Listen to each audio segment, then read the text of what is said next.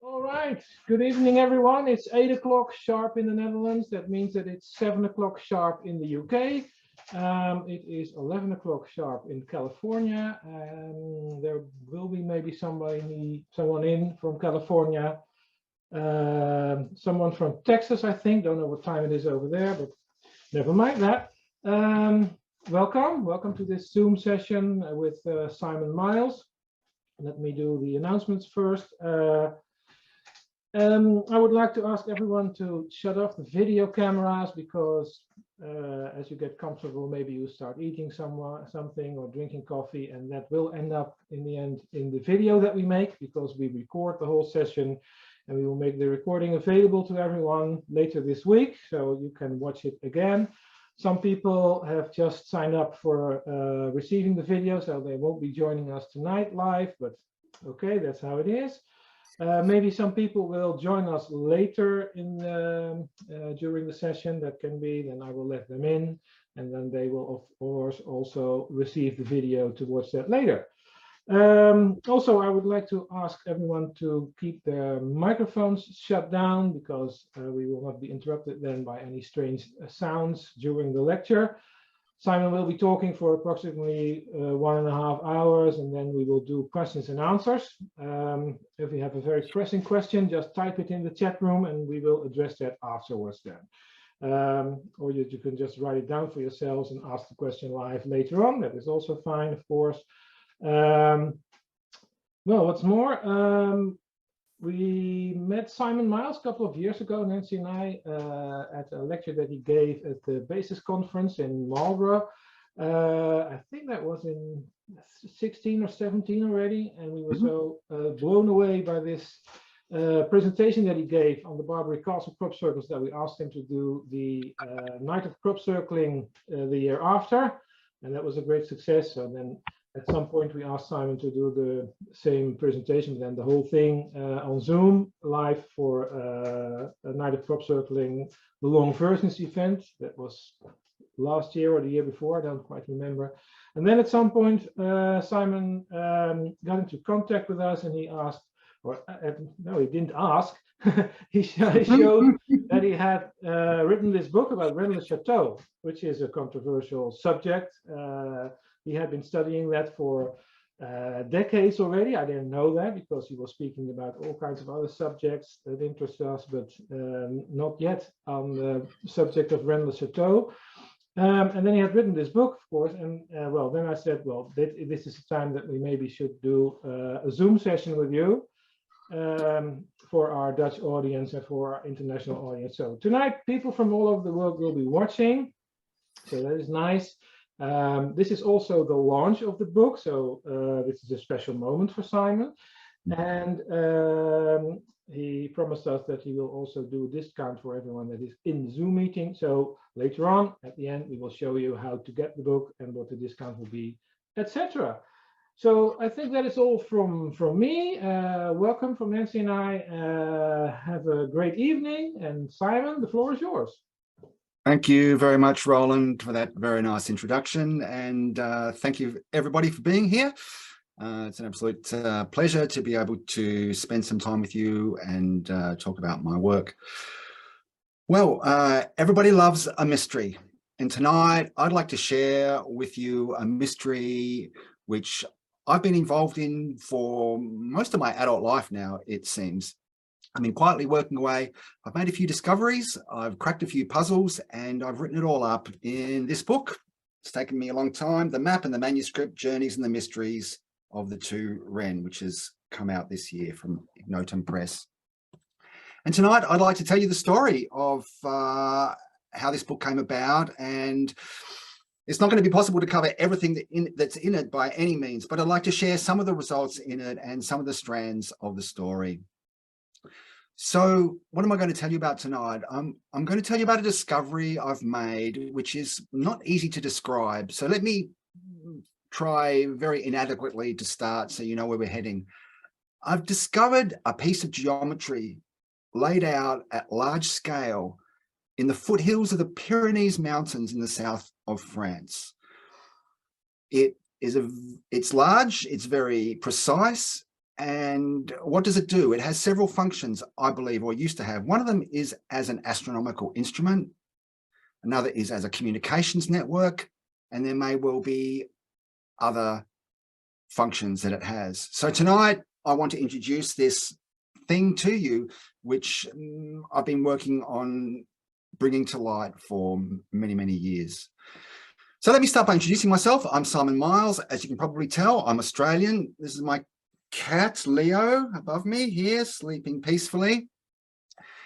I'm coming to you from a little village in the hills outside of Manchester in the north of England in the UK. Now, you might be asking yourself, what is an Australian doing in Manchester talking about landscape geometry in France? And sometimes I ask myself why that is. But the story is really the story of how I came to be here, is the story of this book. So like many who are watching tonight, I'm sure when I was young, I was fascinated by ancient things, by the pyramids, by stone circles, by Stonehenge, later by ley lines and alignments in the landscape, and then crop circles was a natural extension from that. So I've always been fascinated by these topics, but growing up in Australia on the other side of the world, Europe and this megalithic culture was a very far off exotic place for me. Well, now I've been living here in Manchester for the best part of 10 years. And I really love the fact that I can go exploring with my wife and my family. Locally around here, there's tremendous Roman ruins. There are megalithic and Neolithic sites very close. There are stone circles. There are standing stones, incredible castles, priories, abbeys. And for me, it's like living in this sort of rich, exotic world that I grew up thinking about as a child. I want to start tonight by showing you this book, which is a sort of book which I would have loved growing up. I've only discovered in the last couple of years. It's called Brigantia, a Mysteriography by Guy Raglan Phillips. It was published in 1976. Now, Brigantia was the name of this whole region where I'm living in northern England in earlier times. And this book is an absolutely wonderful, I'm sure some of you know it, an absolutely wonderful collection of folklore and stories about this whole region, about the landscape, about the people, about beliefs, wells, holy churches, crosses, alignments, full of really amazing stories and a really fascinating collection of folklore gathered at a time when these stories were really on the cusp of disappearing. I doubt that this book could be written today. Now, there was one thing in this book that I came across which I found very, very fascinating. And in the beginning, he described some alignments in the landscape of Great Britain.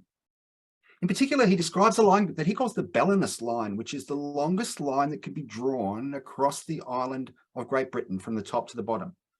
In fact, there was a later book some of you might also know called The Spine of Albion, where a couple of authors traced this line and worked their way down Britain and documenting it. But in fact, Guy Raglan Phillips has much more than just this one line in this book. He has two lines that cross the country, and he also has another 20 or so lines that he describes, which he describes as parallel to them. Now, this book is from 1976, it's going back a while, and here are the pages where he describes these lines. And all he does is he gives long descriptions, and I might read one just at random. 12 miles west of the Northallerton line is one on Constable Burton Hall, Ellingstring, Lobley Hall, Burstworth, Castley, Arthington, the centre of Leeds, and Howe Hill, south of Wakefield. All names across this area. Well, I was fascinated by this, but unfortunately there's no map in this book, and you couldn't really grasp what he was saying.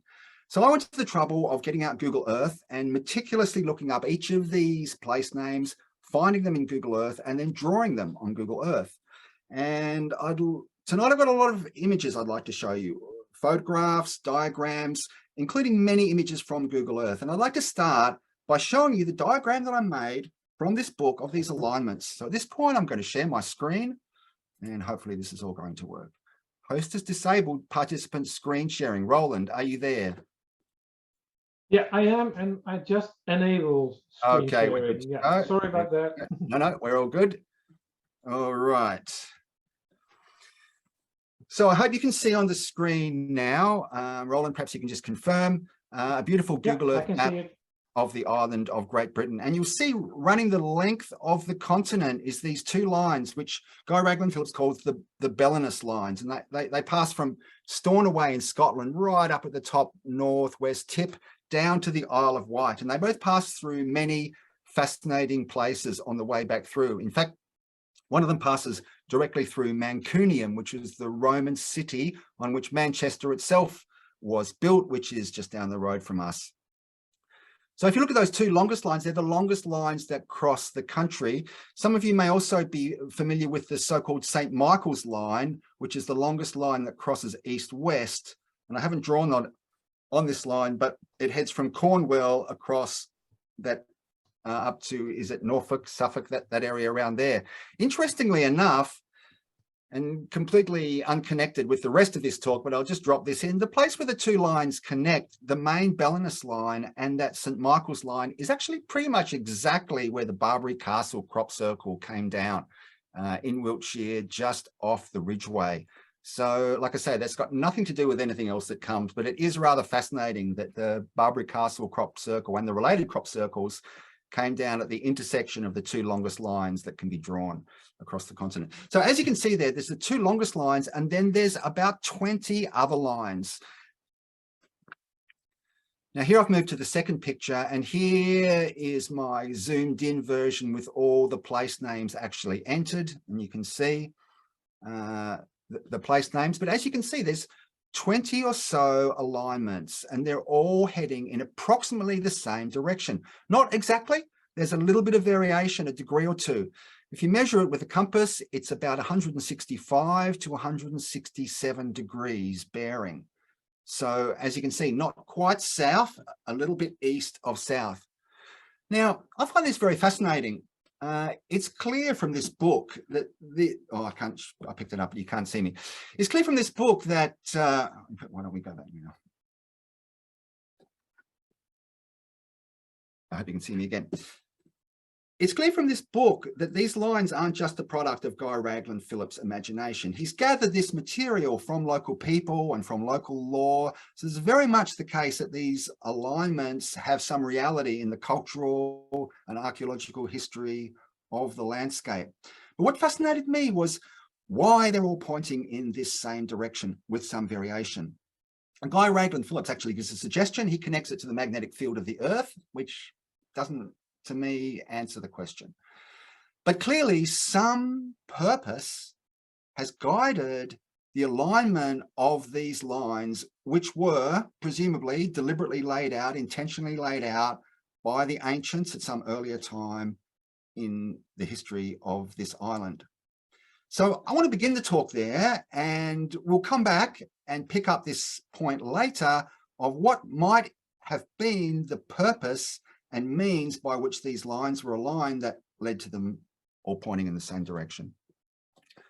Okay, so I grew up in Australia. I loved reading about crop circles. I loved reading about alignments and ley lines, John Michel's books and all those. And one day in the early 90s, browsing in a bookshop in Melbourne, I came across this book. Some of you may know it. It's called The Holy Place by an author called Henry Lincoln. And here's another version of it. I think this was actually the first edition. Now, Henry Lincoln was famous by then for other books he'd written, and we'll get to that a bit later. But this book was a new topic for him. In this book, Henry Lincoln, a BBC producer, writer, sometime actor, described his discovery of a sequence of alignments and geometric shapes between the hills, mountains, peaks, village churches and ancient chateaus of this area in the foothills of the Pyrenees in the Languedoc in the south of France, close to the village called Rennes-le-Château, which you might have heard of, and another village called Rennes-le-Bain, and we'll talk about those a bit later. And if you haven't heard of them, it's totally fine. Now, this book really fascinated me. It's a very small book, it's compact, but it's got a huge amount of information and all kinds of fascinating geometrical diagrams, all kinds of interesting, I don't know if you can see these, interesting shapes, all kinds of different things. These diagrams all represent large shapes connecting, as I say, churches, chateaus, and mountain peaks principally in the area. Now, I was absolutely fascinated by this book, and it wasn't like anything I'd come across before. It seemed on a whole nother level than the typical literature on ley lines that I was used to. I hadn't ever seen anything quite so organized as this. There were parallel lines, there were shapes, there were hexagons, there were pentagons, there were all kinds of quite advanced geometry. There was also a suggestion that it was laid out using English measures. And I was fascinated. And I decided that I was going to take this puzzle on. This is back in 1993, 94. I said, somebody has to go to the trouble of checking this because you really couldn't tell from the book whether the claims were accurate. You really had to do it on the full-size map. So I rode away to Paris for the 1 to 25,000 scale map. I waited 3 months. This is in the early days before the internet. The map arrived. I laid it out and I started working my way through this book, as it were, checking Henry's work, reproducing every page, reproducing every line, and trying to find out for myself whether or not there was something to this. Well, to cut a long story short, here's what I found. I found that very many of the alignments were perfectly valid.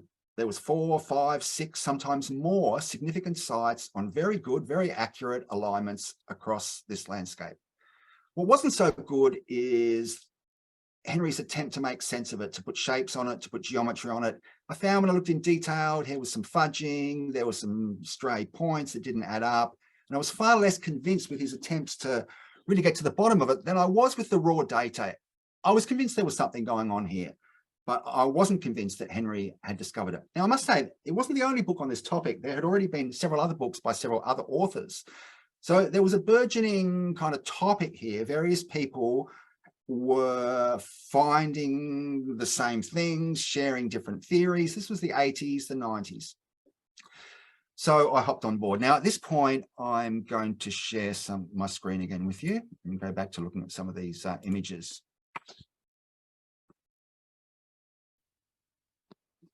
So first of all, I'm going to show you an image that Henry Lincoln talks about and was actually discovered by another of the authors who wrote this book. And I was very impressed by this. If you look from your left side to your right side, it passes through a church in a very small village called Saint-Just-et-le-Bézu. Then it continues northeast. It passes through a place called La Val-Dieu, which means the Valley of God, and was the site of an old Templar settlement there. Further on, it passes through the famous church of Rennes-les-Bains village. It then climbs the hill and passes through Chateau Montferrand. Then it goes over the hill and ends up at a fascinating place called the Chateau d'Arc, the Chateau of Arc. Now, each of those buildings dates to the 11th, 12th century, possibly earlier. So here we have 1, 2, 3, 4, 5 ancient sites from the Middle Ages or earlier, falling on a precise alignment. This particular image from Google Earth is at a perspective view rather than above. You'll see one from above later. Excuse me one moment. Now, what fascinated me about this, and I'm plucking one alignment out of many from the book, just to start here. What fascinated me about this alignment was something that Henry Lincoln hadn't pointed out, and none of the other authors seem to have pointed out or noticed, and that was that the line was at an exact bearing of 45 degrees.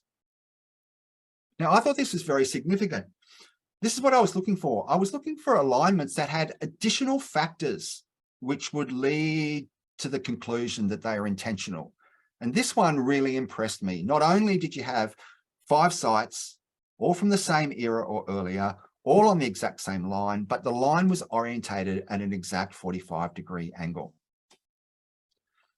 Now, here's a picture of the Arc Chateau, which is up at that northeast corner. It's a very interesting building. It's a square, tall tower, as you can see, sitting in a wide, flat expanse of ground. Most of the other chateaux in this area are high on the top of ridges or mountains to provide strategic watch over the valleys between. But this one is on a flat plane of ground. Now, here is a cross-section of the chateau, and this is a plan taken from the guidebook to the chateau. And you'll see in the middle, that black square, that is the cross-section of the chateau itself. So it has this square cross-section. And more than that, it has a pair of diagonals that actually run across the roof line like that. So I've added to this diagram the 45-degree line alignment, as you saw in the previous Google Earth. And as you can see, it runs very neatly through the building, the Arc Chateau itself. But then there's something more to notice. If you look down in the left-hand corner, the left-hand bottom corner, you see that the chateau is in the middle of a rectangular compound. And at that bottom left-hand corner of the compound, there's a guardhouse, which is like a mini version of the chateau. Now notice that it too has a square cross-section, and it too has diagonals in the roof. And the 45-degree line actually happens to pass directly through that building as well across the diagonal. Now that's rather interesting because the diagonals through the other corners of this rectangular compound don't pass through the chateau. It's not as if the chateau is located at the center of the compound. As you can see, it's off to one side. But one corner of the compound has been picked out as special, and this 45-degree with the guardhouse and the 45-degree alignment runs through. Now, I found all that very compelling. Not only was the alignment between 5 sites, not only was it at exactly 45 degrees, but at the northeast end, it seemed to be marked in a very knowing way by the layout, both of the compound and the cross-sectional plan of these two buildings. So this is one of the lines right at the beginning, which made me think, you know what, there really is something going on here. Okay, I'm going to just pass back now to me. There we go. All right, so I want to keep moving through this. There's lots of detail in my book that I go on that fleshes out some of these stories I'm going to tell you. So you'll have to forgive me for like jumping sometimes a little bit abruptly through things. If the connections don't seem to be there, well, please feel free to refer to the book later to see this. But so I did this for a couple of years. I got quite obsessive about this map and the lines. I read all the books. I checked everyone's work, and everything, frankly, got very messy. My map was covered in lines and I was lost. And one day I realized I needed to think about this in a different way. So I took a step back and I had to think about it. And this is the thought that came to me one day. I thought, you know what, if there really are some genuine lines here, and I believe there probably are, then one of those lines must have been the first, right? I mean, if there's multiple, one of them must have started the process. All right, well, if that's the case, and there really is some high resolution geometry laid out, what sort of line would that first line be? And it occurred to me that a good possible candidate would be a meridian line. In other words, a north-south line. Because after all, literally any building that humanity ever builds, really the first step is orientating yourself in the landscape, orientating yourself north-south, determining the local compass directions, and then you can go ahead and install the plan. So it seemed to me, well, maybe there are some meridian lines marked here. Certainly no one had claimed such a thing, but why don't I look for them? It seemed like a good thing to check. So one day I got my map out, I got my ruler aligned to the left of the map, and I started moving it across slowly, looking at each north-south line, whether there was anything lined up, whether multiple mountains perhaps, or multiple churches. Well, I got halfway across the map and I discovered two very prominent local peaks that were on a meridian. Now at this point, I'm going to go back to Google Earth and show you what I found.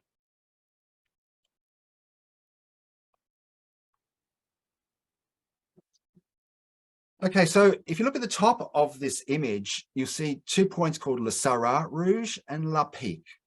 These are the two local high points in this area. That village to the right is the village of Rennes-les-Bains, which we're going to talk about a bit later. Le Sarrat Rouge is marked clearly on the map as the highest point of that whole little area at 569 meters. And further south is this prominent lookout called La Pique on a triangular plateau that's raised up with a path that goes to the end. And I found that these two were precisely on the same north-south line. I thought, well, there's a good start. And I continued the line further south, and it crossed two ridges which crossed the landscape, as you can see, Le Sarrat Calmette and Les Crêtes d'Alpoule. These are two long crests running roughly east-west. I leaned into my map and I noticed to my amazement that the exact point on those two ridges where the line crossed was the highest points on both of those two ridges. So I had found 4 points in perfect north-south alignment as shown on that map. At the bottom, you can see, and this is an illustration from my book. This is the sort of pages that are in my book in color, you'll see at the bottom a cross section. 1, 2, 3, 4 is the 4 peaks. And as you can see, they actually go up in height from that number 1. Number 2 is higher, number 3 is higher again, and number 4 is higher again.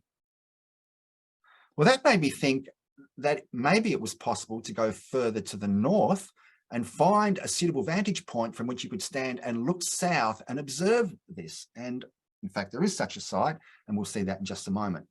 Well, I was really excited about this. I couldn't believe what I was looking at. This 4 peaks in a perfect north-south alignment seemed, well, impossible. I mean, how could that possibly be? I mean, nature doesn't do that. There's no natural process by which mountains are arranged on north-south lines, and humans don't do that. And how would humans arrange 4 mountains on a straight line? So I was elated but baffled by this.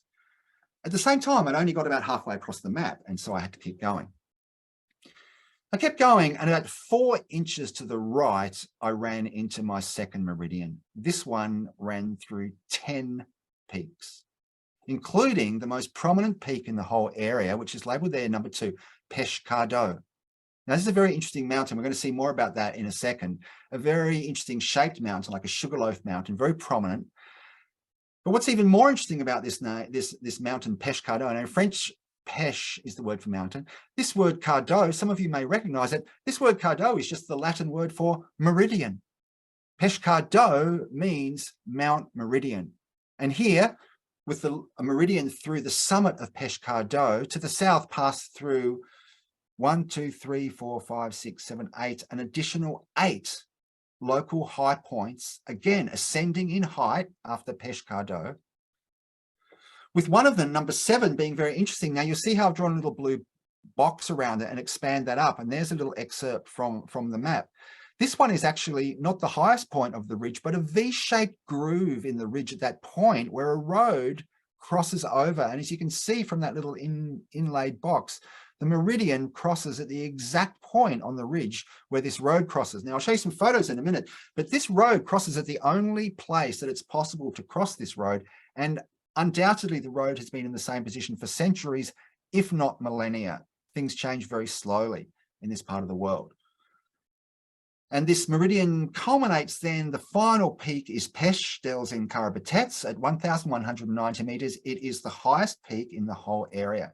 So in this case, the meridian goes through the 2 most important peaks in the area, Peche Cardo and Peche dels Encarbatets. And again, if you go out to the north, to this where you see Plan Ditu, Plan Ditu is the highest point on this ridge that runs across the landscape there and provides an ideal sighting point from which to sight this meridian. Now, I found these 2 meridians within 5 minutes of each other, and this changed everything for me and convinced me that I was onto something real. Straight away, this was back in the late 90s, straight away, what I dreamed of was being able to create high definition video of this. Well, I'm happy to say, to leap ahead of the story, that in 2022, I've finally been able to do that.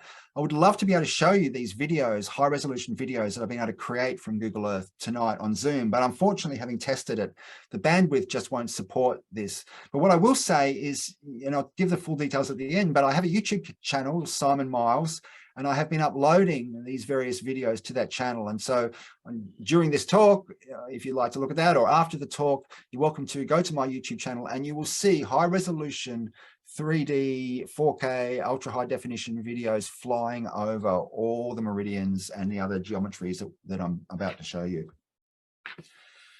So here are the 2, now let's combine the 3 lines that I've shown you so far. Here are the 2 meridians next to each other, and there's the 45 degree. The 2 meridians are on longitude. The first one, 2 degrees, 17 minutes, 50 seconds east. The second one, 2 degrees, 19 minutes, 40 seconds east. And it's 43 degrees north latitude. So that's where we're located. And here we are, a very remarkable thing. 3 alignments all through way more positions than coincidence can account for, and each of them impeccably aligned to these compass angles, 2 meridians and 1 45 degree angle. So another couple of images. This is a perspective image now from the north looking south. So at the bottom, you've got the two sighting positions for the meridians. And then you'll see heading away, you'll see Pescado and Pestel's Escarabatets on the left at the back there. And on the right, the La Pique Meridian. I call them the La Pique Meridian and the Pescado Meridian. And there's a view from the other side. This is from the south looking to the north. Down at the bottom right there, you can see the towering, imposing bulk of Pestel's and Escarabatets and the other mountains there. All right, well, I don't want to, I don't want to overpower you with geometry today, but there's a couple of that I do want to show you before I go any further. And this was another pair of lines that really impressed me from Henry Lincoln's work. And it's a pair of crossed axes at right angles to each other. They're known as the Sunrise Line and the Bugarash Baseline in Henry Lincoln's book and some of the other books. Now, Henry points out something very interesting about this Bugarash baseline, which is that vertical line just pointing slightly to the left that you see. Henry pointed it out that it was divided into 3 equal sections. And one day, playing around with these numbers, I discovered that those 3 sections could be very accurately described as 150,000 inches each, for a total length of 450,000 inches. Now, I was very interested in the whole topic of measures of what I call the complex. And this was one of the cleanest results that I'd come across so far. The line was definitely divided very neatly into 3, and the 150,000 inches accurately, as accurately as possible, gave the length of the line. But there was something else. I went to check this on the 1 to 25,000 map. And in my mind, I said, okay, well, there it is. It's 150,000 inches in the landscape. Well, how long is that on the map in inches? Well, I realized it's a 1 to 25,000 scale map is the standard map that's being used. Well, of course, 150,000 inches divided by 25,000 is just 6 inches. And I realized that those 3 lengths were represented on the map by 3 lengths of 6 inches. Now, it was a real thunderclap for me, and I talk about this a bit more in the book, but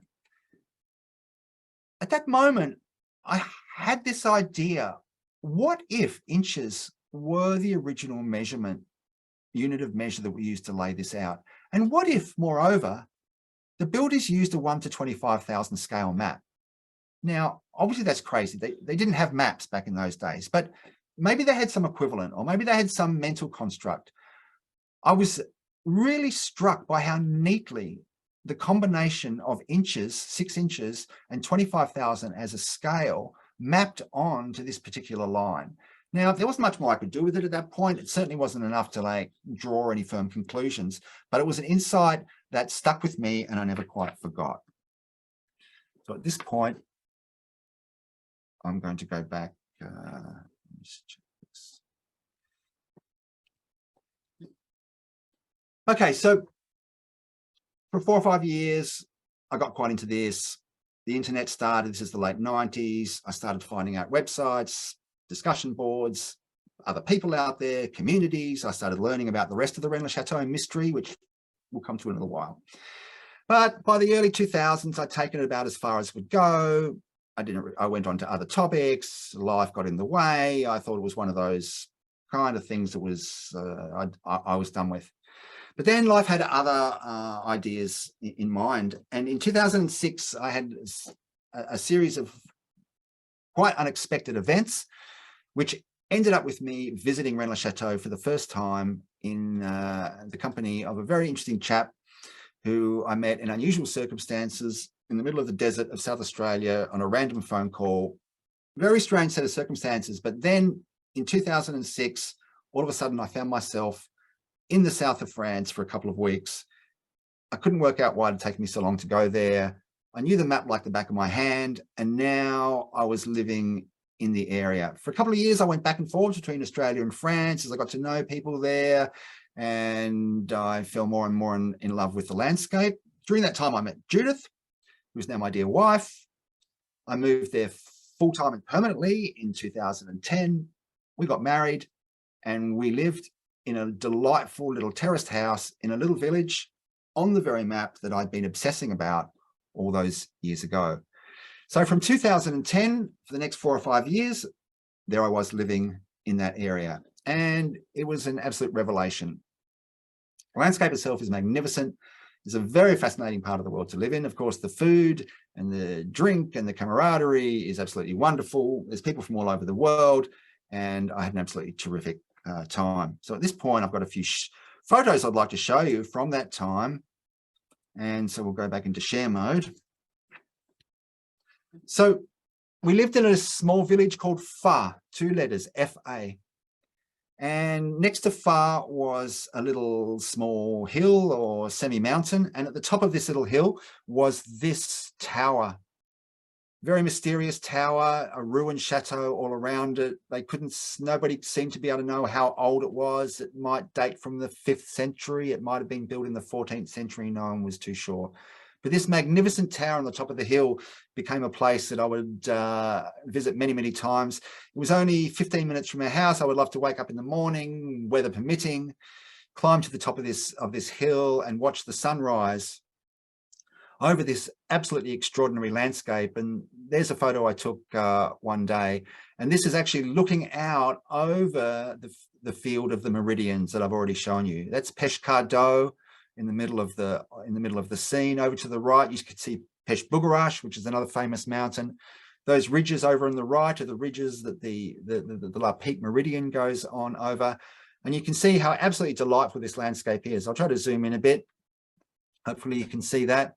Rennes Chateau there is right in the middle now on that little hill in the middle, for those of you who heard it. And as I say, we will get to that. But there's absolutely superb countryside in the foothills of the Pyrenees, lots of low hills and mountains, valleys and rivers in between, and really perfect place to be doing large-scale surveying and laying out permanently geometry if you had a reason to do that. Now, one morning I was up at the Tour de Fa, as it's called, and I was looking out and I noticed the church in Esperanza, a mile or two away to the east, that I could see the spire of the church popping up through the intervening valley. This surprised me because it was down a winding valley. And if someone had asked me if it was possible to see the church from the tower, I would have thought there was no way because there'd be intervening hills. But in fact, there was this clear line of sight between the Far Tower and this church at Esperanza. Then I discovered that the two of them and it was directly due east. When I went home and marked this on the map, I discovered that the church was exactly due east of the tower. Moreover, I noticed that they made a perfect triangle with a third church at a village below called Campagne-sur-Aude. Now, we're going to talk more about this village later. It's a very important village in the area because it was actually the headquarters of the Knights Templar in the whole area. Furthermore, the line from Campagne-sur-Aude Church through Esperanza Church terminated, as you can see at the top right, excuse me, on the peak of a mountain called Mount Sec, which is another very prominent peak in the area. I started to realize that there was a sophisticated network within this landscape of line of sight communications between key areas, and that these chateaus on top of hills, these towers, were built in certain places to be able to see the others and send signals from back and forwards between them. Now, I wasn't by no means the first person to notice this. In fact, one of the great things about living in France was being able to access all the literature and materials over there. Let me just come back and show you something quickly. This is a very interesting local journal, the Association Terre de Rede, which has all kinds of interesting articles about the history and archaeology of the area. Here's a fascinating article. This is from 1996. Les tours à signaux au pays de Rede, the signalling towers of the country of Rede. This is by a fascinating historian called George Keese. And as you can see on the right there, he's even got a diagram showing the location of all the Templar chateaus in the area and how they're connected by line of sight communications to enable them to send messages, either during the day by mirrors or at night by smoke signals, and to communicate around this, this landscape, which is otherwise by no means easy to get around even to this day. So I started to discover by living there that there were many places that had this communications network going on, but moreover, the communications network wasn't just arbitrary, that it actually conformed in many cases to the same geometry alignments that I had started to discover. So this was interesting. Well, I had the opportunity to explore the meridians I'd found on the map to find out if they were real, and they absolutely were. Here is the La Pique meridian. Now, this is actually taken from Le Seurat Rouge, so it's looking directly south at La Pique, which is in the middle of the picture there. And then you can see the two ridges above that, and this vertical line through La Pique, as you can see, passes through the two highest points on there. So it's not like super spectacular, but it's there when you see it, and it's unmistakable. That's Le Seurat Rouge from the side, from where that previous photo was taken, the first and most northerly of the La Pique meridian positions. As you can see, it's a very interesting kind of upswelling, if you like. It's like a nipple almost on the top of this plateau. I've scrambled to the top of it. You certainly wouldn't suggest it was man-made, but it is certainly a very convenient viewing platform, put it that way. This is La Pique. This is what greets the visitor today who follows the path out to La Pique. That's Pescado off to the left. So this is the top of the La Pique peak on the meridian. And that is the rocky outcrop on the fourth ridge, Le Crête d'Alpoule. That's the top rocky outcrop at the top of that meridian. Here's the Pescado meridian. Now, this is taken from the south slope of Pescado, and you can see at the back there, that big triangular mountain sticking out is Pech dels Encarbatets, the large mountain, and you can see the V-shaped groove in front of it, and then it's a bit difficult to see, but in front of that is another triangle mountain, and further on, the highest peaks of all those ridges are all crossing. So that the meridian there is passing through the V-shaped groove and that left-hand peak, the highest point, and that big mountain in the end. There's another view of the Pescado meridian, again from the south flank of Pescado looking to the south. Again, you can see the V-shaped ridge, and you can see the huge Pech dels Encarbatets in the rear. Now, here's the V-shaped groove I was telling you about. The meridian passes exactly over that notch there. This is the north side of it, looking towards the south, off to one side a little bit. But there you can see the road. It's a forestry road now that goes up to the top, and then that notch crosses over exactly where the meridian passes through.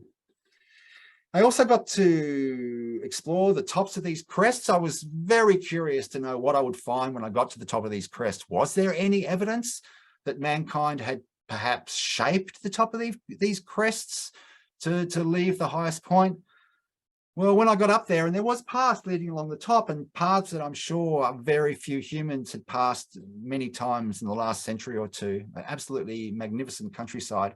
But this is the typical scene up the top of these crests, evidence of rock work literally everywhere. It was like an army of stone cutters had swarmed over the top of these crests and ridges, chopping out the granite or the limestone, and presumably cutting the limestone down to be used for building purposes.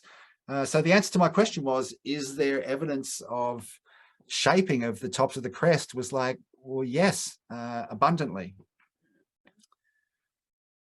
Now, there's another site, another Templar chateau in the area called Albedunum, or also known as Bézieux. And this is a very, very wonderful site, very spectacular site.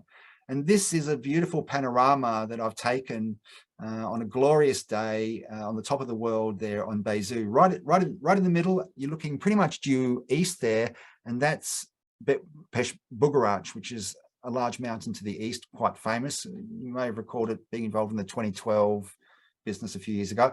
Over to the left is Pescado. The meridians that we've been talking about run straight through the middle of that photo, up through those ridges to the right. And there's something I want to point out. I'm going to expand in here. Now, can you see there to the left of Pech Bugarach, there's a mountain peeking through there. This is an example of the interdivisibility. That little peak that you can see there, that pointy bit, is a very special chateau called the Chateau de Paillepertus, which again is a Templar chateau, an absolutely spectacular stronghold on the top of a ridge. That's 15, 20 miles away, and yet Chateau Bézieux and Chateau Paillepertus just happen to be positioned so that they're intervisible with each other and signals can easily be flashed down from the coast. So Chateau Pau-Pertus can see the Mediterranean. They can see if ships are coming in. Within moments, they can have a message sent up to their Templar brethren further up the valley. Well, Chateau Bézu turns out to be a very special place. And I discovered that there was another meridian running south from Chateau Bézu. This one was equally remarkable. It passed through another peak, Tuc de Ramonet. Then it passed through a church in the village of La Pradelle. Then it passed into the higher kind of peaks of the Pyrenees. It passed through a church, a village called Salvezine, then two more high peaks, and finally through the seventh position, another church way up in the Pyrenees at a place called Montfort-sur-Bolzan. So here we have 7 positions again on an impeccable, flawless north-south line. And again, at the bottom, I've got a cross section. You can see this one stretches out further to the south, goes through a deep valley, but then continues on through these higher mountains further south. Either side of the Chateau Bézu meridian were another 2 meridians. Now you recognize La Val-Dieu and Rennes-les-Bains up the top. They were both on the 45-degree alignment that we showed before. Both of those turn out to be marked on the meridian that they pass through. South of La Val-Dieu is the Chateau Puy-Laurent, another Lord of the Rings style, super spectacular Templar Chateau high on a peak. And through Rennes-les-Bains, through another 3 sites, a church, a chateau, and another peak. So absolutely amazingly, I had found 5 meridians, not just 2. These new 3, the second batch of 3, were within the first 2 that I found. So here they are. I call this the field of meridians. 5 perfect north-south alignments, all terminating on this sighting ridge at the north on 43 degrees north latitude, and all passing through 3, 4, 5, 6, 7 locations, all perfectly 180 degrees north-south, no deviation, whatever. Here's a perspective view of that from the south, looking to the north. You'll see Pêche and Carapetets on the left, on the right-hand side at the bottom, and you'll see the Bézu meridian extending all the way to Montfort-sur-Bolzan. Here I flipped it round. We're now looking from the north down towards the south, and these are the 5 sighting locations on the sighting ridge where one can look south and see the meridian stretching away. And I'll come back to that in a second.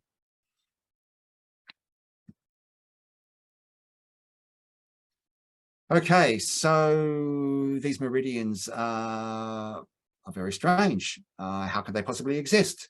I was flabbergasted. Obviously, the first thing I thought about, well, how can they move mountains? How is that possible? But the more I thought about this, I realized that that wasn't even the main problem. The most challenging aspect of creating such meridians would be calibrating them, would be determining the accurate direction of north-south in a reliable, repeatable, accurate manner. How do you do that? It's by no means an easy task. Now, the standard textbooks will tell you, okay, well, you can put a stick in the ground and you can see the shadow of the sun past, and you look for the place where the sun is at its shortest shadow. Well, it's not very accurate. It's not very easy. It's not very repeatable. When it's cloudy, it's no good, etc., etc. You can also watch the stars transit over the southern horizon and watch for when the stars are at their highest point. But again, that's very, very difficult to determine when a star is at its highest point when it's crossing. You know what would be very convenient for mankind? What would be convenient is if a vertical line had been painted on the vault of the heavens, on the meridian. Imagine that. Now the vault of the heavens rotates, and every night we could see this line, and it would rise up like that over this, and it would until it was perfectly upright as it crossed the meridian, and then it would keep going, and then it would set. And that would give us, each night we would have one opportunity. We could set up a plumb bob, we could set up a string with a rock, a vertical line, and we could wait for this line to come along. And at that moment where the line was perfectly vertical and we were sliding along the string, we would know that that line was perfectly due south. Problem solved. Except for the one small problem is that we don't actually have a line painted on the vault of the heavens. If only. All right, we'll come back to that, but now a little bit more geometry I'd like to share with you. Here we go, sharing again.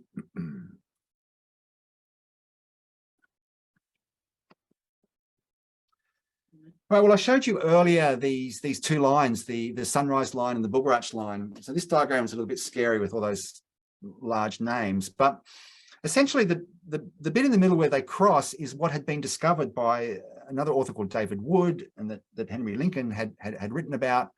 Well, I discovered that with both lines, when they were extended in either direction, they both had more sites on them. Now, if I take the vertical line, the Bugarach baseline first, when I extended it to the south, I found that it passed exactly through the church in a major city there called Cordier, or town anyway, Cordier de Fenouillade. When I extended it to the north, I found it passed straight through a place called Gerbe de Bakou, which is one of the sighting lines on one of those meridians, specifically the La Valdier meridian that we've just seen. In terms of the sunrise line, when I extended that to the east, I found that it terminated very exactly on another of these extraordinary Templar chateaux. This one's called the Chateau de Villarouge Terminus, which I translate with my very bad French as the Chateau of the Red City at the end of the line, which is kind of a joke, but it kind of does mean that. And then I discovered at the other end of that line, when I extended it to the east, to the west, sorry, first of all, it passed through a church in a village called Nebius, but then it extended to a mountain, which you see right over there on the left, called Pic de Saint Barthélemy. Now, this mountain really is the biggest and most important mountain in this whole area. It's very highly regarded, almost a holy mountain, and it's, if not the largest at the entire end of the Pyrenees, it's certainly one of the 2 or 3 tallest peaks in this whole eastern end of the Pyrenees. Now, I find this very amazing. Not only did these 2 lines that had been identified terminate in all these other points, but in particular, this so-called sunrise line terminated on the very peak of this very important mountain. I thought that was very interesting. Now, I started reading about this mountain and I discovered that there was a very interesting local custom that took place on the peak of this mountain every year. As I tell this story, I'll just come back to place there. So once a year on the evening of August the 24th, so August 23rd every year, the villagers who lived in the village at the foot of that mountain would climb to the top of the mountain and they would camp the night there. And there was an ancient chapel right on the very peak, and they would wait for sunrise. And the purpose of this was to watch the sunrise on the morning of August the 24th. Now, this ritual has been carried out in this area since time immemorial, centuries certainly lost in the mists of time. Now, the mountain is called the Pic de Saint Barthélemy. Now, the feast day of Saint Barthélemy is August the 24th. So there we go. The people are climbing the mountain on the feast day, August the 24th, of the saint for whom the mountain is named. But the interesting thing about this is the mountain only took that name in the 17th century, and the ritual has definitely been taking place for many more years than that. So the ritual predates the naming of the mountain. In other words, people were climbing this mountain to watch the sunrise on August the 24th from before the mountain was called Saint Barthélemy. And in fact, it was called Mount Tabor or Mount Tabe. In other words, August 24th was associated with the mountain. So later they named the mountain Saint Barthélemy because his feast day was August the 24th. It's not the other way around. First came the ritual. Now, I found this very fascinating. So I wondered, well, at what direction does the sun rise on August the 24th, as seen from the peak of St. Barthélemy? And now, in this wonderful age where we have all the software to do this, Stellarium, Google Earth, I was able to easily answer that question. So let's have a look, shall we?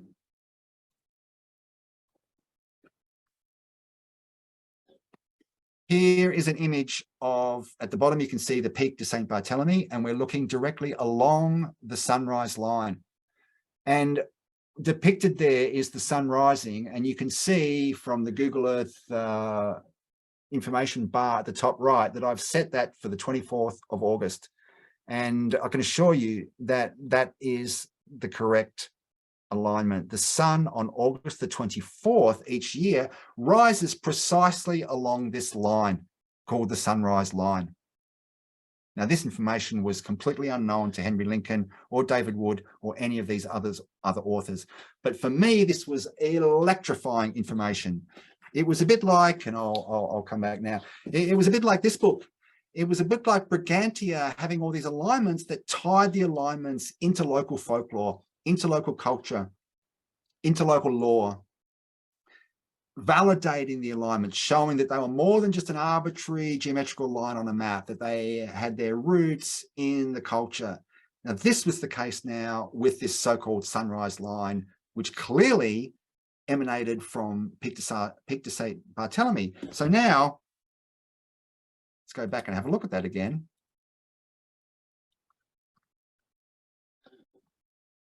Imagine each year, August the 24th, the entire village camped on the top, waiting for the sunrise. The sun rises, and in the landscape highlights this very alignment, which passes through these multiple sites.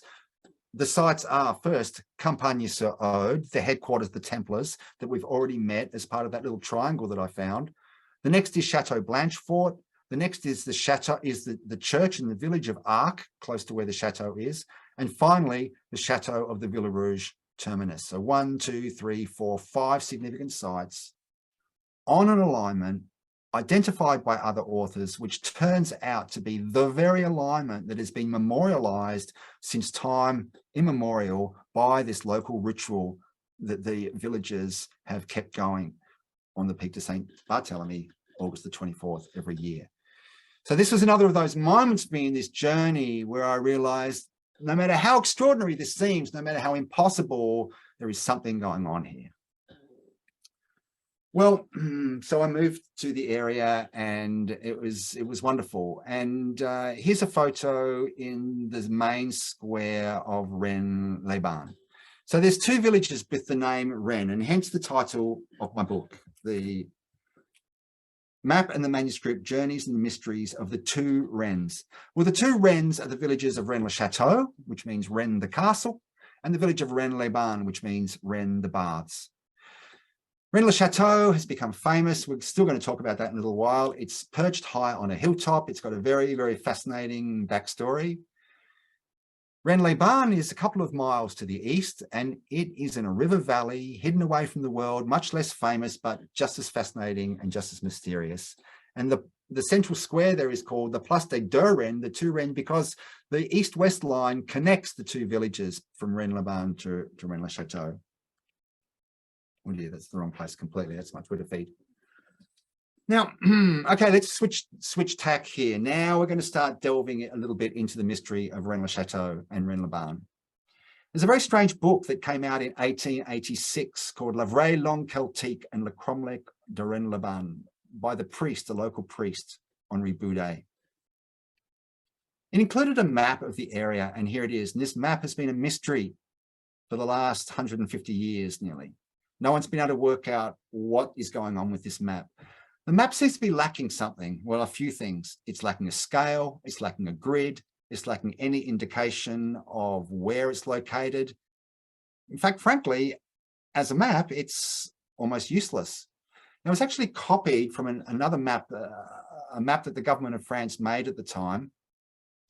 So the engraver has used the État-Major map as his baseline here, but he's changed the scale of the map and he's removed all the information that would enable us to really read it. Well, as I say, this map has been a mystery for over 100 years. So now I'm going to give you a spoiler, and this is one of the mysteries that I crack in my book. The key to understanding this map is the strange title at the top, Rennes Celtique. This turns out to be the key to a hidden grid. And here we go. There we are. The word Rennes on this map is exactly 2 inches long and ½ inch high. And when you rule a ½ inch grid using that word at the top left, the grid extends across the map. And as you see on the left-hand side of the map, it coincides exactly with the border of the map. This is the true hidden invisible grid map of Henri Boudet's map, hidden from the world for 150 years, finally revealed. You can divide those ½ inch squares further into 1/12 of an inch, and when you do, you find that much of the writing on the map adheres meticulously to this 12-inch grid. And you'll see there, if I go back briefly, at the bottom right, you'll see a legend. And in the middle there, you'll see that legend, and you'll see that that legend has been written out meticulously on the 12-inch grid. And there's some further examples at the bottom, showing beyond any doubt at all that this hidden grid of inches is the secret grid of this map. Well, the question naturally arises. These meridians that I found in the landscape, do they have anything to do with this map? Well, here for me is one of the most astonishing pages in my book. Here I've taken Boudi's map with the hidden grid, and I've superimposed it on Google Earth at the correct scale. On Google Earth, I've overlaid in blue the 45-degree alignment, and in red the 3 inner meridians that I found, the meridians of La Valdieu, Bézieux, and Rennes-les-Bains. And to my utter astonishment, these meridians correspond impeccably with the vertical grid lines of Boudi's map, as you can see there. Now, this, I think I could talk for hours about this map, but I'm not going to. But there is so much contained in this map, and there's a lot more details in my book. But the essence of it is this: look at those 2 meridians on the left-hand side. They're the meridians of La Valdieu and Bézieux. On the map, they're separated by exactly 2 squares. That means they're 1 inch apart on the map. Okay, so what is the scale of Boudi's map? That's the next question which occurs. But when I carefully worked out what the exact scale of Boudi's map was, and it's, as I said before, it's not noted on the map itself. Boudi hasn't told you. The scale turns out to be precisely and accurately 1 to 25,000. So have a look at those 2 meridians on the left there. On the map, they're separated by 1 inch, and it's a 25,000 scale map, 1 to 25,000 scale map. That means that in the landscape, those 2 meridians are separated by 25,000 inches. Moreover, if you look down at the bottom, you'll see I've noted there the longitude values of those 2 meridians, 2 degrees 18 minutes 0 seconds east and 2 degrees 18 minutes 28 seconds east. There's 28 arc seconds between those 2 meridians. There's exactly 25,000 inches. And on a 1 to 25,000 scale map, they're separated by exactly 1 inch. Now, there's a lot to think about here, but let me just cut straight to the chase. What Boudi's map shows is that knowledge of these meridian forms has somehow persisted down into relatively modern times. Furthermore, that these meridians are separated by regular distances in the landscape, which are multiples of 25,000 inches, which rendered on a 1 to 25,000 scale map work out as a grid of inches. That somehow this knowledge was known to Boudi, and somehow Boudi encoded this knowledge in this map via this ingenious method of using a grid, but then erasing the grid and leaving the key in the title. Now, for matters of time, I'm kind of rushing over this. These are really extraordinary results and difficult to grasp and difficult to believe on first exposure, and I absolutely understand that. So I'm going to be rushing through them, but I do encourage you, if you're finding these fascinating, to now turn to my book, and you will see detailed laying out of how I've arrived at these results, what they mean, and the further implications. Oh, there's my Twitter feed yet again. All right, let's move on, because there's more. Now, the mystery of Rennes-le-Château, I've mentioned it several times, and it's been an hour now into my talk before I've actually talked about it. The mystery of Rennes-le-Château, as most people know it out there, concerns a story of the priest who became the priest of the village of Rennes-le-Château in the 1890s. And so the story goes, renovating the church, he found some parchments. And so the story goes, these were the parchments that he found. Now, these were published in the 1960s. They were claimed to be the parchments that Saunier found. They have some kind of code. Saunier decoded the code, and he became extremely rich. Now, that's the smallest version of the story I could possibly give. And there's been literally libraries full of books written on this. I just want to crunch this down very quickly. The first thing to know about these parchments is they certainly weren't discovered in the 1890s. They're certainly forgeries in the sense that they were manufactured in the 1960s as part of the mystification of this. Now, I don't really have time tonight to go into details, but for those of you who have heard of the parchments or seen, you'll know what I'm talking about. And for the rest of you, please just follow along. You see at the top that there's two parchments. The top one is smaller, the bottom one is larger. So I call them the small and the large. Apparently, they were meant to go back to back in some way that no one's ever worked out and show design when held up to the light. Now you'll notice there's a few strange markings on the top one, and the bottom one has these two strange target markings. I'm not going to go into too much detail, except I'm really going to show you the solution now. Now, again, libraries of books have been written by people trying to solve these parchments. I'm so bold as to claim that in my book, I have given the definitive complete solution. If you don't want to see the spoilers, look away now for the next 30 seconds. The details in the book, but here, without further ado, are the solution to the parchments of Rennes. Here's the small parchment. What we have here is a square divided into 4 by 4 with a circle. Geometrically, when we put a circle in a 4 by 4 square, it generates a pair of hexagrams. You can see those in red. And in the middle of those hexagrams, you can draw another hexagram tilted. This is the secret geometry of the small parchment.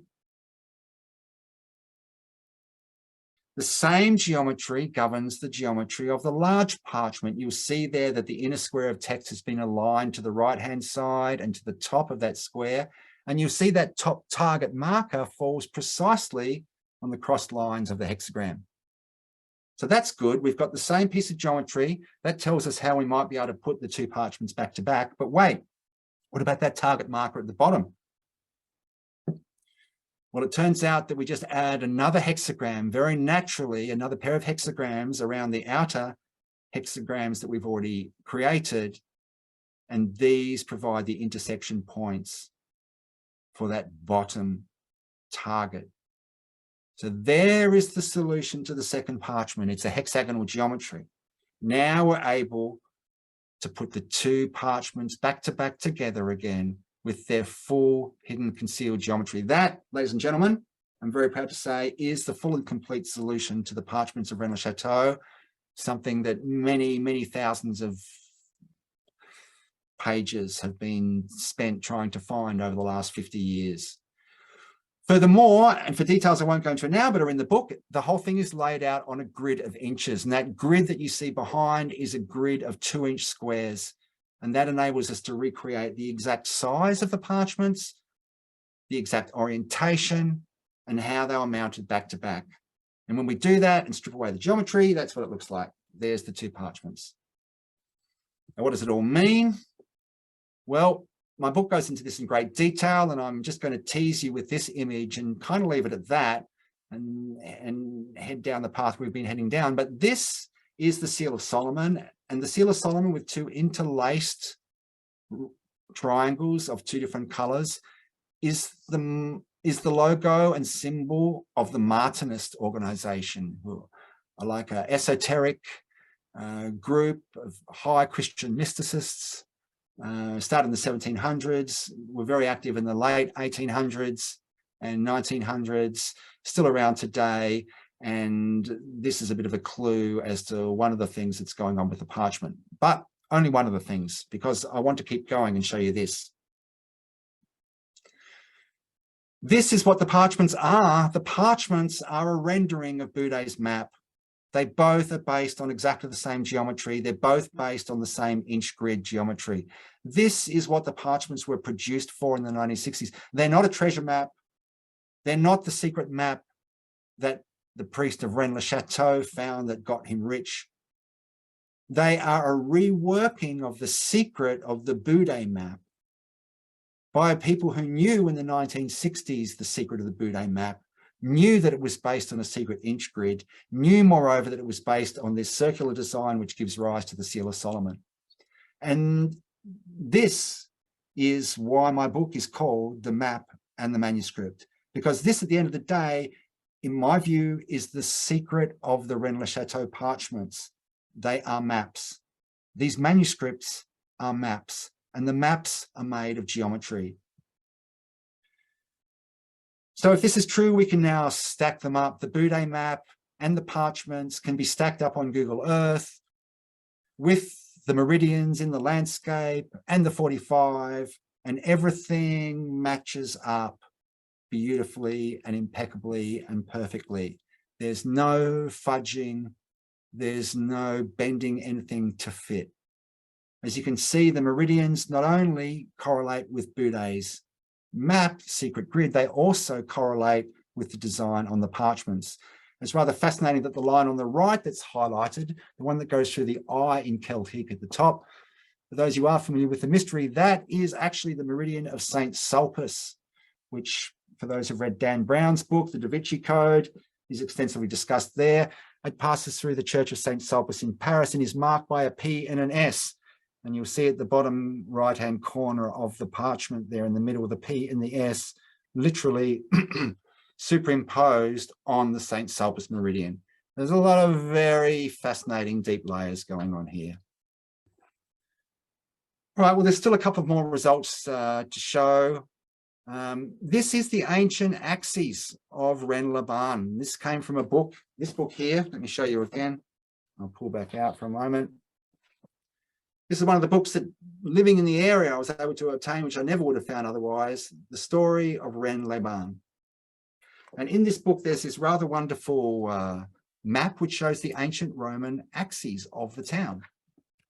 And here they are, the so-called Cardo axis and the Decumanus axis. Now, in this, normally these are north, south, and east, west, but in the case of Rennes-les-Bains, because it's in this tight, narrow valley, the main road is orientated at an angle of 15 degrees and actually points at Pêche Cardo. So the Cardo of Rennes-les-Bains terminates on Pêche Cardo, which is also on the Cardo meridian.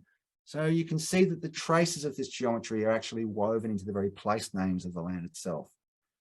Well, I was very fascinated to learn about these Roman axes. And one day I superimposed the Roman axes on my 45-degree line and realized with a shock that they formed a 30-degree angle between this Cardo axis of Rennes-les-Bains and the 45-degree.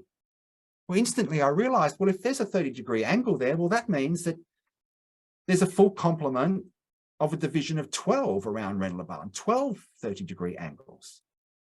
And when I filled that in, I discovered that indeed there was, that the 12-fold division of landscape around the church of Rennes-les-Bains corresponds to 12 30-degree segments. There's a lot more on this in my book. Again, I'm just going to mention this and keep moving. But for those of you who are fascinated and want to follow this up, it turns out that this is a zodiac. There's a zodiac in the landscape disposed around Rennes-les-Bains. And this zodiac has been used in very interesting ways in certain materials that are associated with the Rennes-le-Château mystery, the mystery poem of Le Serpent Rouge. For those that know it, again, I can refer you to my book for more details on this, but this is the deep solution to the mystery of Le Serpent Rouge. The idea of zodiacs in the landscape is a very fascinating one. It goes back to Delphi, the ancient Greeks, and in fact, right throughout the Mediterranean and the Middle East and the Near East. It was the custom in ancient times to divide the landscape around central points around a 12-fold division. Plato talks about how the ideal city is divided into 12 segments. And the tribes are allocated to the different segments. The cities have names that relate to the different segments. The coins have symbolism that relates to the different zodiac segments. There's even instances where place names are actually taken from the star map. So you can see there Hydra, the island of Hydra, which is in the Leo segment. Well, Hydra is actually a constellation that falls in the segment of Leo in the night sky. So for the Greeks and the ancients, there was this tying together of the heavens and the earth, this laying out of zodiacs in the landscape, and that is precisely what's happening at Rennes-les-Bains. Rennes-les-Bains is a type of Delphi. And in the past, the ancients have performed at Rennes-les-Bains what they were doing at Delphi and other key sites. Well, the 45-degree hadn't given up, the 45-degree alignment hadn't given up all its secrets. I discovered that it actually marks out a square, a very fascinating square. Now, I could talk at length about this, but perhaps I'll just skip through these images as we're getting to the end. There's one topic I do want to close, but this square has some very remarkable properties.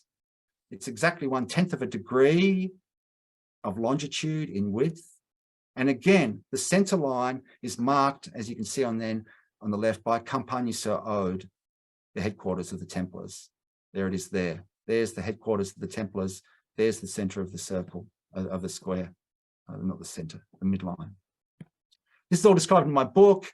I could talk for another hour or more about this, but in this case, I'm just going to fast forward through these images. We stop on this one here. Everything merges in this diagram. The grid of squares, the meridians, the full arc square on the diagonal, inches in the landscape, arc seconds in the landscape, 25,000 scale, and even the pied du roi, which is the foot that was used in France in ancient times. This square of arc turns out to be exactly 25,000 of these pied du roi, feet in width. So what is this? Well, it's lots of things, but one thing it is an astronomical observatory.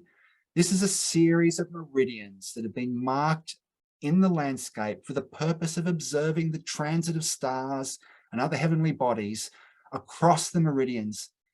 Now, by spacing these meridians at known distances apart, very convenient distances, which could be easily converted between linear lengths of feet and inches and angular lengths of arc seconds and arc minutes, the ancients were able to make very careful timings of the transits of heavenly bodies across these transits, across these meridians, and then from that information derive extremely accurate measurements and calculations on the size of the Earth, on the rotation speeds of the heavenly bodies. Essentially, this is a highly calibrated, large-scale astronomical instrument designed to provide a series of known meridians by which to observe the transit of heavenly bodies. Extraordinary stuff.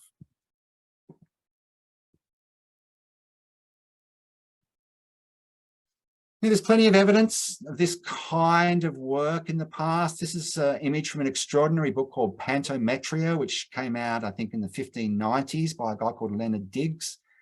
It's full of images of landscape geometrical surveying from the Middle Ages, and shows all kinds of techniques. And you can see, look at these chaps over here on the left-hand corner. What they're trying to do is determine the distance across large scale landscape to points in the landscape that they cannot physically get to. So, for example, a chateau on the other side of the river. And they do this by triangulation. They do this by clearing a flat patch of ground, laying out small triangles of known dimension, and from this extrapolating long baseline alignments into the landscape, which then, by trigonometry, they're able to then make these calculations about the distances in the landscape. Again, there's not really time to do justice to this, but it turns out that the sunrise line angle creates Pythagorean triangles in the landscape. And here in orange, you can see in yellow a large 3, 4, 5 triangle laid out literally with sides 300,000 inches, 400,000 inches, 500,000 inches. In fact, there's multiple such triangles, and the geometry turns up on a Babylonian tablet from 1700 BC. There's not time to talk about this, but look at this in my book. It's really very extraordinary. All right, so I want to finish off and talk about how they did this. How did they calibrate this? Well, now I'm going in material that is actually not in the current book. I'm going beyond the book. This hopefully will be in the second book if I get to write that. I figured I had to do something with the stars. So what I did was I went to the megalithic times using stellarium, and I looked to the south, and I discovered something that I'm not sure has been noticed before. Now, this image that I'm showing you here, this has been recreated to show you the view to the south from the sky from the Giza Plateau, from where the pyramids are in Egypt. This is 30 degrees north latitude, looking south. And I want you to notice something. In the sky, you can see the Southern Cross. Can you see that? Acrux and Mimosa. the Southern Cross. But wait a second, what's that doing there? We can't see the Southern Cross from the Northern Hemisphere.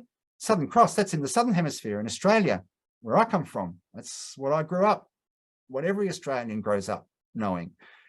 The Southern Cross, in fact, you know, it's the brightest constellation in the entire night sky in terms of brightness per unit area. There's brighter stars in a smaller area than anything else. Now, the thing is that over time, the stars slowly slip down in the sky. And over the last few thousand years, the night sky has dropped down so that when you looked south in 4200 BC from Giza, you could see the Southern Cross. Now, I've fast forwarded 1,000 years, 3200 BC. Can you see the Southern Cross again? You can imagine, of course, that it rises over there on the left, on its side, and I've pictured it there at the moment that it's upright. Then it continues across and falls. Here it is at 2200 BC, and notice how it's getting lower and lower in the sky every 1,000 years. And notice also that the moment that it's upright is getting closer and closer to due south. Well, here we go. Here it is in 1480 BC from Giza, and look at that. The Southern Cross is exactly upright on the meridian. Well, let's keep going. In 480 BC, it's still falling, but now it's upright further over to the right. Here we are by 1280 AD now, still from Giza. There it is. It's about to disappear below the horizon. And there it is today, 2022. Look at that. The top star of the Southern Cross just peeps over the horizon from Giza. Now, let's just go back a moment. Let's go back to this fascinating picture here. 1480 BC. Notice how the Southern Cross is directly upright on the meridian. Now, remember our line that we wanted to have painted on the vault of the night sky? Well, look, a straight line is defined by 2 points. And look at this. The upper and lower stars of the Southern Cross, Alpha Crux and Gamma Crux, form at this particular moment the straight line that we were looking for. Look at that. So we could stand at Giza and we could hold in 1480 BC and we could hold up a plumb bob and we could wait till the Southern Cross was upright and we could look and we would notice that that is directly, we would then know that that was directly due south. Now that result's good for about 100, 200 years. Someone tells you during your life, it's good for the rest of your life. Look for the Southern Cross, hold up a pendulum, a plumb bob, and you will always know very accurately the direction south. Now that's good, but look how high off the ground it is. That bottom star, Alpha Crux, if you look, it's actually just over 10 degrees, 10 degrees above, no, 15 degrees, excuse me. It's 15 degrees above the horizon.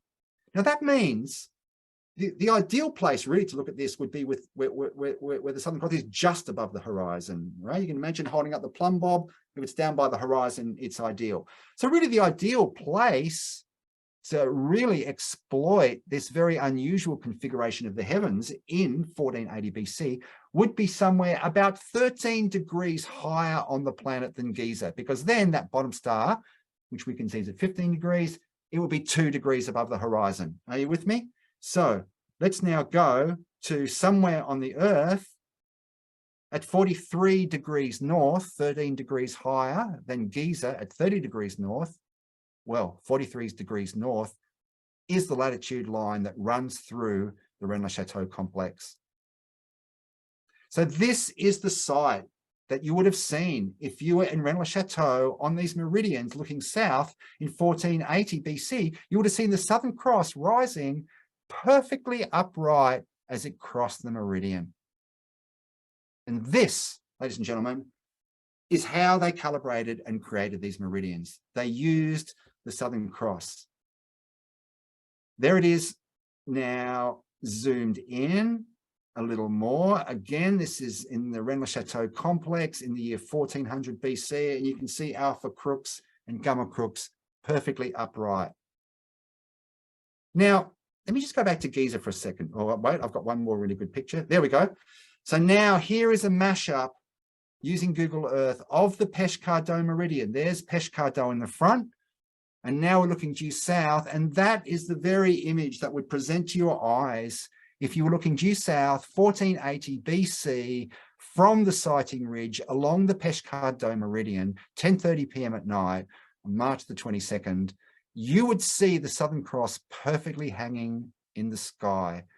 Now, the way this was done was with fires on the peaks. They would do this at night. They would have gangs. Each gang would go to one of the individual peaks. They would light a fire and they would wait for this extraordinary moment where the Southern Cross passed over. And at that moment, heaven and earth, mountains and peaks, and the humans involved were in perfect alignment. And that wasn't only an astronomical moment, it was also a consciousness moment.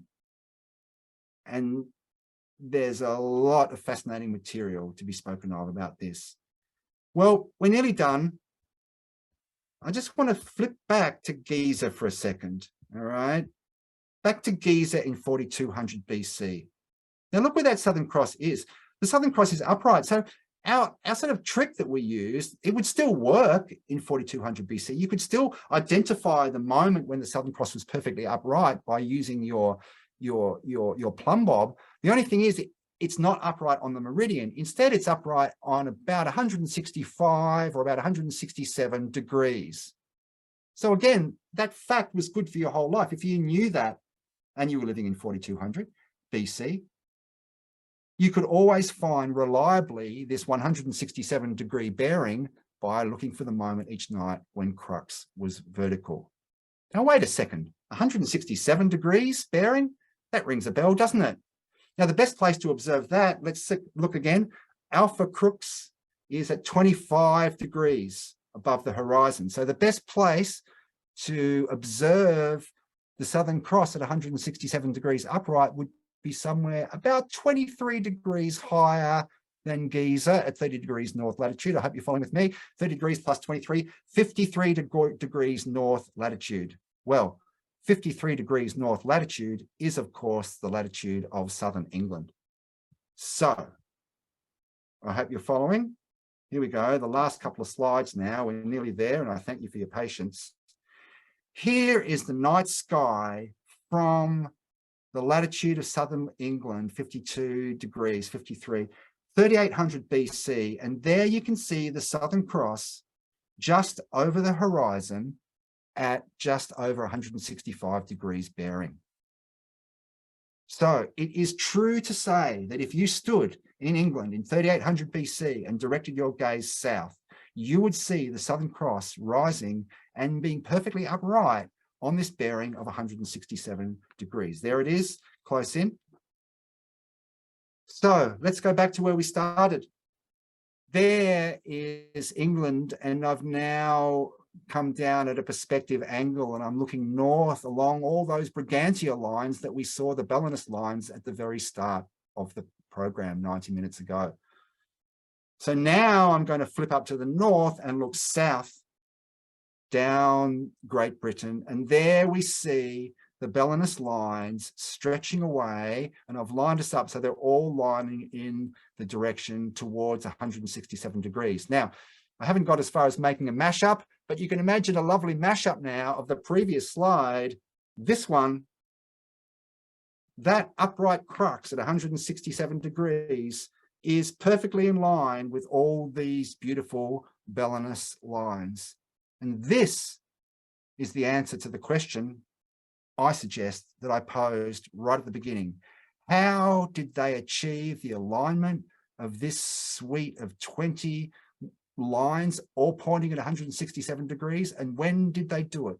The answer is 3800 BC, pointing at the Southern Cross on the southern horizon at 167 degrees bearing. Well, ladies and gentlemen, that brings to a close my talk. Let me see if I can find my way back here.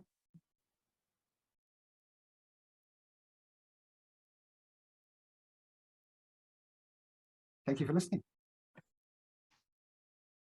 All right, thank you very much. I'm blown away. Not smart enough to understand everything, sorry. But I'm sure the rest of the audience was. just now Nancy went to one of her many books in her bookcases, and we saw this. She found this. Let me see. There we go. There we go. So that is an example of great minds think alike, I think. There we go. Okay, so I'm not one of them. All right, so this is the part where we do questions and answers. I suppose the audience will have many questions for you. So maybe we can do it like this. If you have a question, just start up your microphone and start up your camera and just start talking. The one who talks the loudest is the one who has the floor. It's very simple. And only if it goes very, very wrong, then I will stop that. So anyone that has a question, just fire away.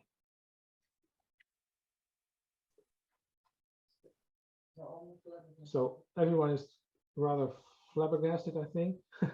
Well, let me say something while someone's thinking of a question. Of course, please feel free to buy my book or not. Of course, I don't want to force anyone to buy it, but I wanted to offer everybody who's listening tonight a 25% discount on my book. The code to use is Mosley 2022. That's MOSSLEY 2022. And the book is available. There's many links on my sites and on Roland's site. But basically, you want to go to the Great British Bookshop, which is online.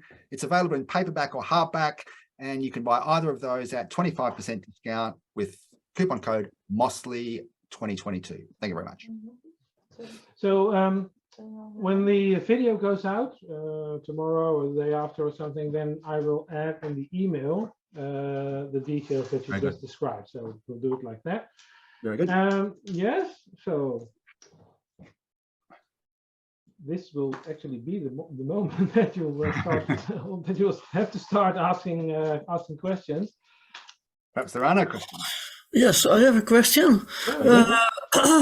So obviously the Southern Cross disappeared under the horizon over the millennia, and is that because of the precession motion of the Earth? Precisely, it's the precession of the equinoxes. Now, normally when we read about the precession of the equinoxes, we think of it as rotating around the zodiac once every 26,000 years. So the signs of the zodiac rotate. So every time you read about it, that's the way it's presented. But in fact, when you actually look at the motion on stellarium, it's actually a little bit more complicated than that. That it falls and twists. So when you actually track it, there's more going on than merely following around the zodiac. There's this falling, and so there's this very fascinating effect where the southern skies essentially drop down over thousands of years. Now it gets to the halfway point, and then they'll start coming back up again for the second half of the wobble. So for 13,000 years, the sky is falling. The next 13,000 years, the sky is going back up, and then so on. So that's right. It's the precession of equinoxes. Yeah, thank you. All right, I saw a question in the chat room. Let me just see if I can capture that again. There we go. Someone asked if there is a current Earth globe map based on this scale of 1 to 250,000. Right. Well, the scale is 1 to 25,000 is the one that I've been referring to, and funnily enough, that is a very standard scale. And for example, all the French maps are all made in 1 to 25,000. It's a very convenient scale, actually, and that's what's sort of kind of interesting about this. That it's a very nice scale to work at. It's not too small, it's not too large, and so for that very reason, it's been chosen as a very convenient cartographic scale to use these days. Well, according to my idea, my theory, the ancients picked the same scale. They also found it convenient, and it just turns out to be the same scale that was used, if it was then, as it is now, as for many of these maps. So the answer is yes, there are many maps now based on the 1 to 25,000 scale. All right, and then a question pops up in my head. So this map is in inches. So I don't know when the metric system was introduced in France, but how does that work? Well, that's right. So the metric system, this is where this all starts to get very fascinating. So the metric system came in the 1700s, and there's a whole story there. And the metric system emerges out of an attempt to make sensible Earth measures. So they measured the circumference of the Earth through the poles, and they said, okay, that's going to be defined as 40,000 kilometers. So the meter was defined from that.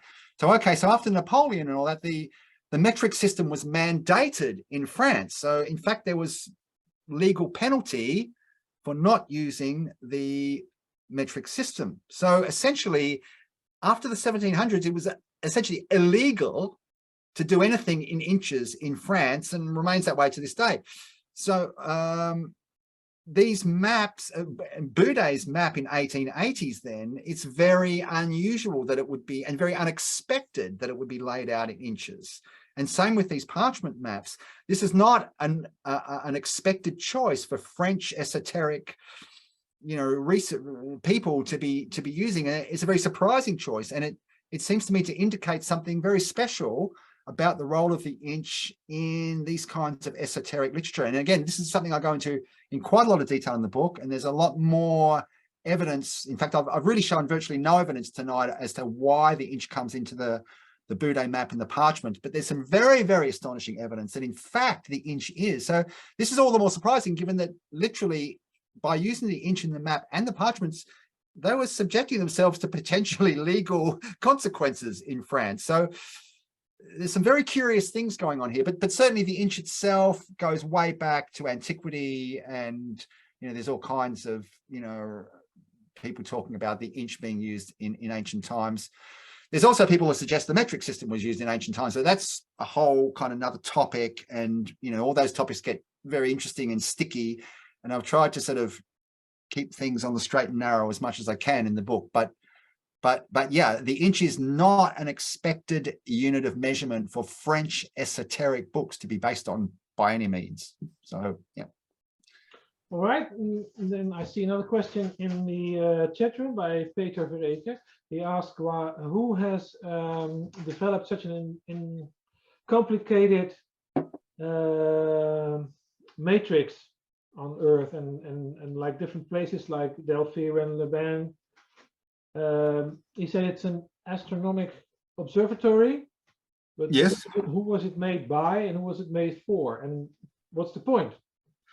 Well, you know, that's right. And I go into some of these things in the book now. Let me just, yeah, I go into some of these things in the book. And so there's a French researcher called Professor Jean Richet, and I talk about him a lot in the book. And he did a lot of work on this. He published a series of books in French that have never been translated. Well, one has been translated into English. People might know it. It's this book, Sacred Geography of the Ancient Greeks by Jean Richet. So some of you may well be aware of this. This is the only book that was being translated into English by Christine Rohn. It's a very, very special book, very interesting book. And I speak a lot about this book in my book. And there's actually some very interesting direct connections. But Professor Richet addresses these issues, and he gives names and dates and places. But essentially, it was ubiquitous. They were all using it. All the Romans, the Greeks, the Etruscans, the Hittites. And all around the world. And there's a couple of quotes here in my book, and maybe I'll just quickly read out one or two of them. A lot of this is discussed. Here's another very fascinating book. Now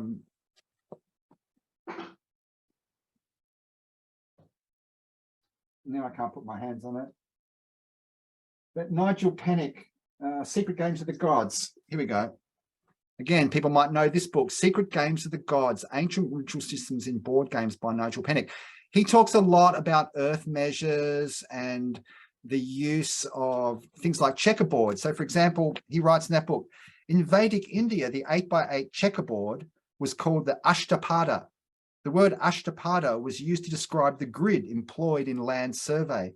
A French writer, Bernouf, in an obscure work published in Paris in 1854, cites a passage from a northern Indian Buddhist text where the planet itself is described as the earth on which ashtapadas, or checkerboards, were fashioned with cords of gold. And then here is Godfrey Higgins from Anacalypsis, which is another classic esoteric book of the 19th century. A cardo would run through every capital or principal town, which of course would divide the land into parallelograms of different lengths. The whole world, I do not doubt, was divided into squares or parallelograms, and a cross was fixed at every intersection. So it does seem, and there's other quotes that I quote in here that seem to cite this tradition in landscape engineering across the world, both of meridians and of squares, geodetic squares, as part of land measure, or as part of farming. I mean, there's all kinds of practical reasons, but these earth measures began with these concepts of meridians and squares, and there's all kinds of ideas that have built up out of that. So, you know, there really is a tradition that's identifiable in the literature of exactly this kind of thing. I'm not sure anyone's found such a sort of precise and large-scale example of it. But certainly, I'm not aware of any other examples that have been found that are quite as sort of detailed as this one. But certainly, as a generic thing, people have written about them. So I hope that answers it. All right. So you mentioned that someone had made a map with no right, without the grid, directions right, on it, how to use it. So yes. Why the secrecy? Why the secrecy? Well, you know, this is the Rennes Chateau mystery. This is it. You know, there's something very, there's all kinds of mysteries and secrets bound up with this, and there's all kinds of reasons why things haven't come to light. And I certainly am not claiming to have like solved every part of the mystery by any means, but I'd like to think that I have plucked out a few core elements and have helped crack the puzzle. But why the secrecy? Well, you know, there's a lot of complicated answers. There's a lot of answers to that, but here's one possible answer: that the secrecy is a way of preserving something and concealing it at the same time. So by Boudin making this map and with the parchments, it's like they wanted to put on record their knowledge of this material, but they didn't want to put it on record in such a way that the uninitiated, as it were, would not know what they were talking about. What they wanted was to put it on record so that later, should someone come along who could see the clues, the material would be confirmed as known. So, you know, like why? I can't really answer very well why. Part of it is also to do with, I mean, there's many strands tied in together. There's definitely involvement of various esoteric groups. But there's also within France, there's certain sensibilities in French, which perhaps in English are slightly different. There's playful elements to the French literature and the French esoteric scene where they sort of really like games and puzzles like this. So it's almost like for its own sake is also one of the answers, because it's fun, you know. But this is not an obvious answer and not an easy answer to explain. It would be easy to explain why these things don't exist, but they do exist. So for some reason, they did it. That's it. Okay, well, I like the fact that you took another angle to this whole Rennes Chateau thing than the usual stuff that is all about Seigneur and his money and how did you That's get right. that? Well, yeah, enough has been said about that probably. But did you study the work of André Doucet? Yes. What did he? I mean, I've read sort of everything and studied everything. I can't. What he made the model or something of. That's right. Yeah. So there's something I didn't read it obviously, but what was interesting and what stayed in my mind was that he had a model of the whole area, and there was something going on when he flipped it around, and then yes, yeah, it pointed to something. So this may be a stupid question, but I had hoped that that you had known something about that. But you know, for me, the big picture in this is for me, it's not a treasure hunt, and for most of the Rennes Chateau mystery, it's a treasure hunt, and people are trying to find how Sonia rich, get their hands on the loot. For me, that's never had literally any interest. For me, I'm interested in the stars and the alignments and the landscape geometry, and the fact that the Saunier story is in the midst of that is almost incidental to me. So really, I'm part of what I'm trying to do is really to encourage people's attention away from what seems to me a relatively sterile question of how we get rich. It's like, who cares? Like, he dug us some treasure, like, so what? To the much more interesting question of the ancients having star consciousness portals on the mountain peaks and communicating with the zodiac. And I mean, I find that a really extraordinary element of our ancient history that somehow we've forgotten, but also somehow we remember. So for me, the Rennes Chateau mystery has always been about the landscape and not about these sort of like, are there bones buried there? Is Mary Magdalene buried there? I mean, these are all fascinating things, but ultimately to me, they're not nearly as interesting as the stars, the peaks, the water, the landscape. And of course, that has been explored pretty much enough. I think so. And nothing's been found. You know, it's gone round and round for 50 years and literally nothing's been found. It's like, okay, enough of that. You know, like maybe the question's wrong. So this is really what I'm saying. The question's wrong. You know, like, what are we looking for? And for me, I'm not looking for bones and I'm not looking for buried treasure. I'm looking up rather than down, as it were. So. Yeah. Well, about looking up, you just mentioned briefly Bucharest, the one mountain that was supposed to be the savior in 2012 or something. That's right.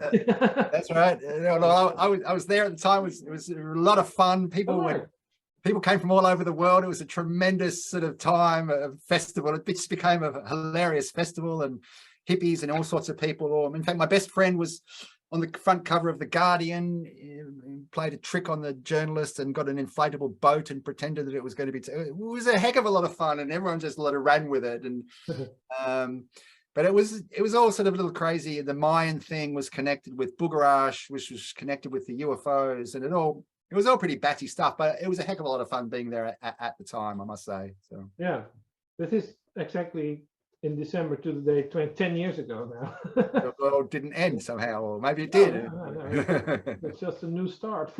That's right, exactly. Yeah. All right, any questions from the audience, please?